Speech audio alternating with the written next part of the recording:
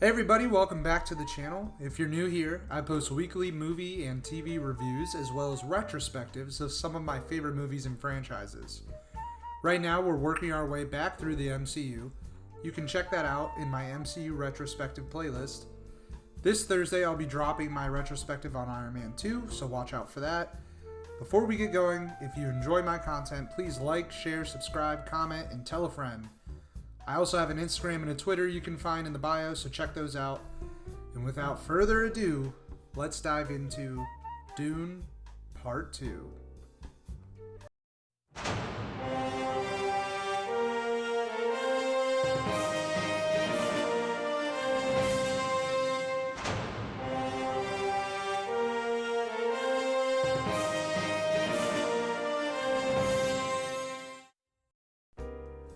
I just want to be transparent right from the start of this video, because my opinion definitely goes against the grain of the majority. I want to also preface that I by no means want to take anything away from anyone who enjoys this film. If you love Dune Parts 1 and 2, and this universe, I truly am happy for you.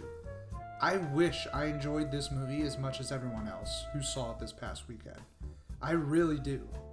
Look, I really liked Dune Part 1, but I didn't love it. And my feelings for Dune Part 2 wade into that familiar territory. This film for me is technically astounding. That cannot be denied. Denis Villeneuve is probably my second favorite working director today, so it's even more crushing that I'm not able to gush over this film and its predecessor like the vast swaths of moviegoers have. Dune Part 2 as well as Part 1 are achievements in masterclass filmmaking. Both films, especially Part 2, exceed in their cinematography, the direction, their spectacle, their action, their casting choices for the most part. But despite all of these factors that I very much appreciate and commend, these films, for whatever reason, just feel hollow to me. Putting aside my appreciation for the aforementioned aspects of Dune Part 2, I really struggled to connect with this franchise on an emotional level. And I think the reasoning for that is partially due to a problem that I believe carried over from Part 1. I have a problem with Dune's world building. I'll elaborate, and before we dig into it, I know both films are very faithful adaptations. However, I've never read the book. I'm basing my opinions solely off of what I know and see. My issue with Dune's universe is that it doesn't ever feel real to me. I don't like comparing franchises because I don't really think that's fair, but this is the only way in this situation I know how to express my opinion constructively and provide evidence. So, take Lord of the Rings. Lord of the Rings, I believe, is probably the best franchise ever put to film. Forget the Hobbit movies, we're just talking about Peter Jackson's original trilogy. When you enter into that world that Jackson created, you feel like you're entering a living, breathing universe. You see the lives of various hobbits as they navigate through the Shire. Every realm and kingdom we visit, we see glimpses of the everyday happenings of the people who live there. That universe feels bigger than what we actually see on screen. And I don't feel that with Dune. Granted, I think Dune Part 2 addresses this issue partially, as it drags us across Arrakis to show us separate segments of the Fremen population. We see more of the Harkonnen homeworld, but my issue stems from the fact that nobody seems to exist in this universe besides the people we actually see on screen. We're told to believe that this is a universe-sprawling epic involving numerous prominent houses, spanning decades, but everything feels so small and claustrophobic. I never get the sense that this conflict is as important as the film wants me to believe it is. For instance, in Dune Part 1, we visit 3 planets: Caladan, Arrakis, and Giedi Prime. In all 3 examples, I never got the feeling that any type of life existed on these planets outside of what we're presented with. Again, I think Dune Part 2 slightly addressed this by expanding on the Fremen population and culture, allowing us to dive deep into what it means to actually be a Fremen and see their everyday lives. But even with that, every time, for instance, Emperor Shaddam is on screen, It seems like him and his daughter live on an island alone in the universe. It's just really jarring to me. And honestly, it's a problem that could be fixed with just a simple few quick establishing shots. It may seem sort of minor, but to me it prevents me from having any sort of connection to this world because it doesn't seem believable. Going back to Lord of the Rings, when we visit places like the Shire or Rivendell or even Gondor, all of these places you experience them and you watch as life continues in the background, no matter what is happening in the foreground, and I just never get that sense with Dune. Building off this initial complaint, my emotional connection issue just doesn't stem from the world building. It also stems from a lack of an emotional connection I have with a lot of these characters. Don't get me wrong, I love this cast for the most part. I love Rebecca Ferguson. Josh Brolin and Javier Bardem are two of my favorite actors. Stellan Skarsgård is just insane in the role of Baron Harkonnen. But there's something with the way a lot of these characters are written that they just feel so emotionally distant. Like everyone's at an arm's length away. I don't empathize with their struggles, their strife, their accomplishments, their journeys. It's almost like I'm watching a very well-made reenactment of a historical event. Whereas something like Lord of the Rings, I feel like I'm experiencing the story and the journey through the characters. I think part of the issue is Chalamet. And I hate to say this because I don't want to take anything away from Timothée Chalamet. I think he's a very good actor. He is talented, there's no denying that. But I just don't think he fits in this role. I've seen so many reviews talk about how Chalamet's performance blew them away. I never got that. I feel the same as I did in part 1. I think he's serviceable in this role. Admittedly, I think he is overhyped as an actor in general. He kind of falls into that same category as Tom Holland for me. I love Tom Holland. I think he's very talented, but I don't think either actor qualifies as a generational acting talent. And I don't want this to feel like I'm going after Chalamet because I really don't have anything against him. And he's successful, and that's great, and I'm happy for him. And I commend him for that. But he just seems to always play these overly serious, monotone, brooding characters in every movie I see him in, and I just don't connect with him here. And that same issue can be said about a lot of these characters. They just don't have any sort of personality that allows me to connect with them on a personal level. I started to realize halfway through that I became elated every time Bardem or Brolin was on screen because they just brought so much charisma that was missing for a lot of the runtime. I hate feeling that way because, as I said, I love a lot of the people in this cast, but I just couldn't connect with them.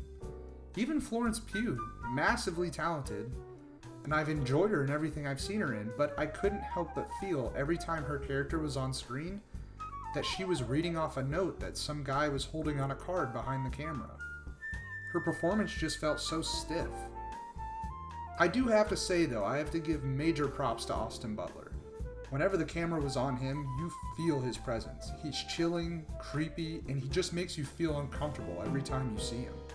He knocked it out of the park for me. And look, I know at this point I'm kind of comparing apples to oranges. Dune and Lord of the Rings are two completely different stories, right? Lord of the Rings is all about a bond of brotherhood and fellowship and the hero's journey and the rise of an unlikely hero who surpasses all expectations and helps defeat an evil enemy.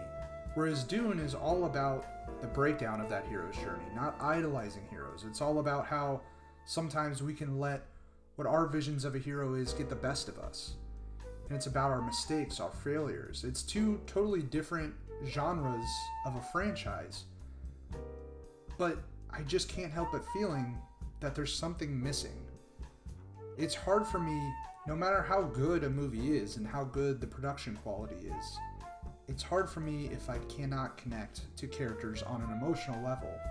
And that was my biggest issue. I don't want to keep hammering this movie. I promise there's a lot of good to be had here. As I said up top, I really did enjoy this film. I do want to talk about one more negative though. some of the editing is just plain weird. There are a few moments when you sort of just jump from one scene to another, and things happen and you don't really understand how or why. For example, there's a scene where the Fremen of the North all pack up and decide to travel south with Paul. The group splits between 3 sandworms. Chani's riding one, Paul's riding the other. And we watch as it seems like Paul's sandworm veers off onto its own path. Then we jump to Paul entering a temple to drink the water of life, where he succumbs to a brief coma. Chani then arrives to be at his side, but she flies into the temple via ornithopter. Where did she get that? And where are the sandworms? It was just very awkward, and it took me out of the movie for a second, leaving me with so many questions. And this happens towards the beginning of the film as well. There's a scene where Stilgar sends Paul out on a test where he must cross the desert, camp overnight, and then return. And it's set up like this grand moment for Paul to start proving himself to the Fremen. We follow him out into the night, and Chani accompanies him halfway there. And then we never see him camp or return or complete the quest. There's no admiration from Stilgar, and we just jump cut to these other scenes of Paul interacting with the Fremen. These aren't the only 2 examples either. There are a few more scenes like this peppered throughout the film, and every time it just left me scratching my head because Villeneuve just always seems to be so precise and deliberate in his directing, and I just couldn't understand what happened. Okay, enough with the negatives. Like I said before, there is a ton of praise that this film deserves. I already mentioned Austin Butler. I think he's a standout in the cast. He really delivered a performance that I thought was incredible. The spectacle of this film, especially in the world of cinema today, is unmatched. Villeneuve and his crew know how to leave an audience in awe. This movie needs to be viewed in a theater on a big screen. This is the type of movie that you go out and buy tickets for. The set designs, the effects, the action, the choreography, the cinematography, the choices of the color palette, it's truly impressive. I wouldn't be surprised if this film went on to sweep in every technical aspect during the awards circuit later this year. There are a few scenes portraying the Fremen ambushing and raiding Harkonnen's spice harvesters, and they're just remarkable. The way the action plays out, the way they're filmed, everything. Another visually pleasing segment of this film is set on the Harkonnen homeworld, a world which revolves around a black sun, and because of that, Villeneuve made a bold choice to depict the world with a cold black and white filter. And it's incredible. It fits the personality and the reputation that the Harkonnens have built up, and it's visually inspiring. There's a lot of this throughout this film. The angles that Villeneuve chooses to shoot from, the color palette he uses, the red of the sun on Arrakis, and just how it beats down and filters everything around it. It's impeccable, and I give him so many props for how visually stunning this movie really is. This review was difficult for me. I understand the appreciation for this movie and this franchise, and I fully recognize that a lot of people have a strong connection to this IP. I know quite a few people in my life who have been impacted by the novels and the material that they've spawned, and I don't mean to disregard anyone's feelings towards this movie. This movie is just complicated for me. I applaud Villeneuve and the cast and crew for this absolute technical achievement that they brought to life. I just can't look past the fact that I don't feel anything beyond surface level for this story or the characters. I personally know people in my life who don't enjoy the same music, movies, or activities that I do, and that's okay. And I think that that's where this review has brought me. That's the conclusion I've come to as I've racked my brain the past couple nights. I really, really wish I loved this movie. I really want to, but maybe this franchise just isn't for me.